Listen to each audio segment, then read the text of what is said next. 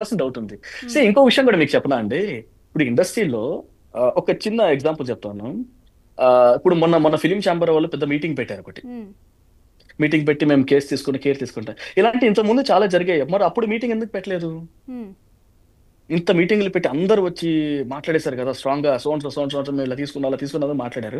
ఇలాంటి విషయాలు చాలా జరిగాయి ఇంతకుముందు. మీకు తెలుసు ఏం హ్మ్. జరిగాయో హ్మ్. హ్మ్. విషయాలు. హ్మ్. అప్పుడు ఆ రోజొచ్చి ఎందుకు ఎవరు మాట్లాడలేదు? హ్మ్. ఇలాంటి మీటింగ్స్ ఎందుకు పెట్టలేదు? మరి ఇప్పుడు ఎందుకు పెడుతున్నారు? ఓకే. మరి ఇది ఫ్యాక్ట్ కదా! ఇది ఎవరు మాట్లాడరు. బట్ నేను నిజంగా నాకున్న డౌట్ నేను మాట్లాడుతున్నాను. నాదే కాదు. పబ్లిక్ డౌట్ గూడా ఇండస్ట్రీలో ఉన్న డౌట్ కూడా అది. ఇవాళ అంత మీటింగ్ పెట్టి ఇలా చేశారు గదా! ఈ అమ్మాయి ఇలా చేసింది, ఆరోపణ చేసిందని లెటర్ రాసి ఎక్కడో పోలీస్ స్టేషన్‌లో కేస్ పెడితే వచ్చి ఫిల్మ్ ఛాంబర్ వాళ్ళు వచ్చి టేక్ ఆఫ్ చేసి అంత అంత చేస్తున్నారు. ఒక అమ్మాయి ఐ థింక్ ఆల్‌మోస్ట్ అమ్మాయి పేరేదో ఉంది. ఐ థింక్ ఫిల్మ్ ఛాంబర్ దగ్గర గోల చేసింది. ఇప్పుడు 'పవన్ కళ్యాణ్' గారు లాంటి వ్యక్తిని కూడా ఇలా చేస్తాను, అలా చేస్తాను, దీంతో కొడతాను, దాంతో కొడతాను, ఆళ్ళ కుటుంబంతో సహా అమ్మాయి దూషించింది. హ్మ్.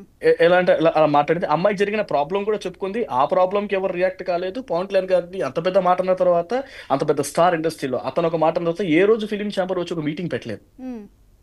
మరి ఈ విషయంలో మటుకు ఇమ్మీడియేట్‌గా మీటింగ్ పెట్టేసారు. ఎందుకని? ఇక్కడ బ్యాక్‌వర్డ్ తనకి ఎవరు లేరని. హ్మ్.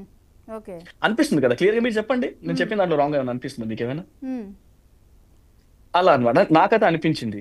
అంటే ఆఫ్‌కోర్స్ అంత పెద్ద వ్యక్తిని, అంత పెద్ద మాటన్న ఒక అమ్మాయిని పట్టించుకోకుండా ఏ ఏ ఏం చేయలేదు. ఆ అమ్మాయికున్న ప్రాబ్లమ్‌ని కూడా ఏ రోజు వాటి గురించి చర్చల గురించి మీటింగ్స్ కొని ఎక్కడా పెట్టలేదు. హ్మ్. ఇప్పుడు 'జానీ మాస్టర్‌ది' ఒక అమ్మాయి వచ్చి కేస్ పెట్టినప్పుడు మీరు ఇలా చేసి ఆహ్, మాట్లాడుతున్నారు. హ్మ్.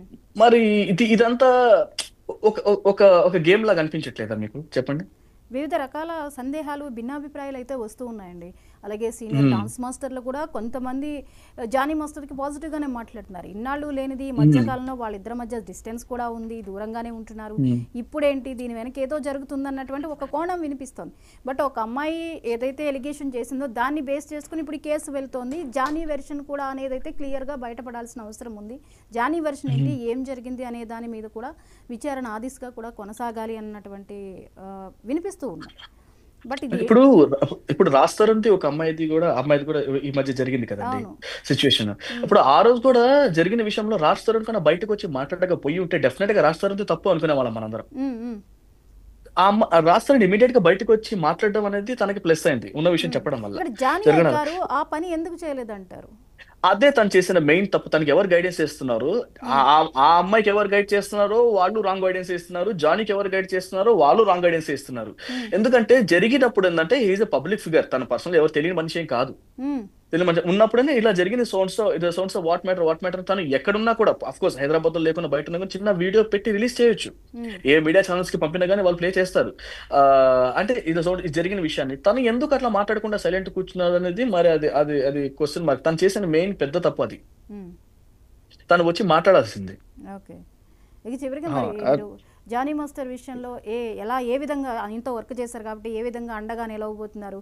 ఒక స్నేహితులుగా కావచ్చు, సన్నిహితులుగా మీరు ఏం కోరుకుంటున్నారు? స్నేహితులు, ఇండస్ట్రీ ఇదన్నీ చెప్పడం కన్నా, ఒకవేళ ఆ అమ్మాయికి గనక అన్యాయం గనక జరిగుంటే డెఫినెట్‌గా అది స్నేహితులని ఎవరైనా సరే ఇండస్ట్రీ అంతా నిలబడతదండి.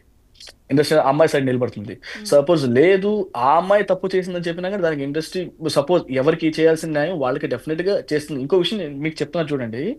ఫిల్మ్ ఇండస్ట్రీ ఎప్పుడు పోలీస్ స్టేషన్స్‌కి, పోలీస్ కేసెస్ కంటే కూడా ఒక ఫిల్మ్ ఛాంబర్ దానికి ఉన్నటువంటి ఈ రూల్స్‌కి చాలా కట్టుబడి ఉంటుంది. హ్మ్. ఫిల్మ్ ఇండస్ట్రీ అనుకున్నంత ఈజీ ఏం కాదు. మనం అనుకున్నంత లైక్ ఇప్పుడు ఏదో అంటారు కదండీ! సపోజ్ అంత ఈజీగా మనము చలామణి అయిపోవచ్చు. చెప్పింది హ్మ్. జరిగిపోద్ది అన్నట్టు ఫిల్మ్ ఛాంబర్ అయితే ఫిల్మ్ ఇండస్ట్రీ అలా లేదు. హ్మ్. ఏదైతే బయట పబ్లిక్ అనుకుంటుందో ఫిల్మ్ ఇండస్ట్రీ అది కాదు. చాలా స్ట్రిక్ట్‌గా ఉంటుంది ఫిల్మ్ ఇండస్ట్రీ. ఓకే. ఇట్లాంటి ఎంకరేజ్ చేసేటువంటి జోనర్‌లో అయితే ఫిల్మ్ ఇండస్ట్రీ ఎప్పుడు ఉండదు. ఓకే. ఓకే అండి. నాకు తెలిసిన హ్మ్. Okay. Thank you so much అండి. మీ ఒపీనియన్ చెప్పినందుకు షకీల్ గారు. Thank you. Yeah! Thank you అండి.